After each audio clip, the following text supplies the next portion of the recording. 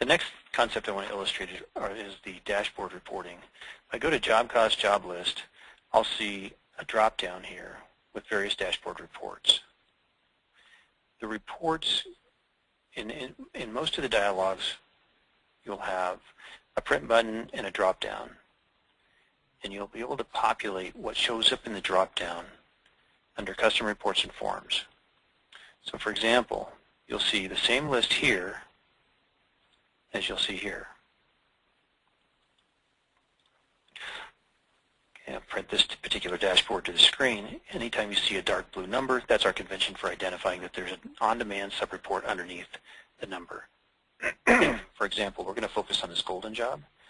If I click on this original contract, it gives me detail of what's been billed by billing code. The Greeley job is a better illustration. So for general requirements, these were my pay applications and what was billed. Pay app 7, 5, and 6 for that particular bill code, so on and so forth. This change order column includes change order requests. This revised contract column includes a schedule of values, original contract, change orders, revised or scheduled value, so on and so forth.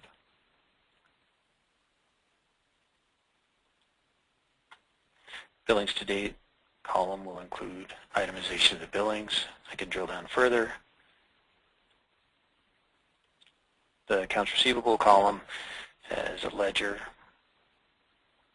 All the reports in the system are customizable and can be placed into these dashboards. Accounts payable, I have an accounts payable aging. Cost to date, I have a cost to date report.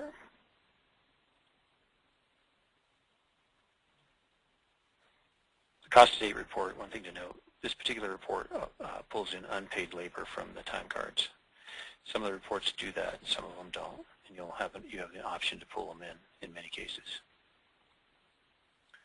On the cost to date report, another option that you have is that you're able to actually pull in your billable amounts. Some of the dashboard reports are set to do that. Our committed balance report, this is for your purchase orders and subcontracts. Here are your vendors. For example, this is an itemization of the commitments on the project, what's been invoiced against those commitments, balance that will be invoiced on the commitment from the sub or suppliers, the checks that have been cut against the AP invoices, total paid, and what's in accounts payable. The 9650 will tie into this accounts payable aging that we printed. One of the budget reports is under the revised budget column. Budget actual variance on dollars, budget actual variance on hours, budget actual variance on hourly rate. And projected column gives us an ability to project forward on our hours, so a field accountability report.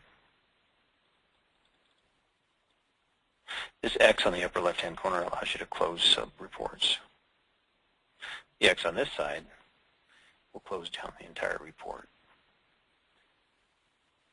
And the last column that we want to look at is this variance column, and we've put in one of the job status reports: original budget, change order, revised budget, committed total, committed balance, actual cost, percent complete, cost to complete, total estimated cost, and variance between the revised budget and the new projected amount.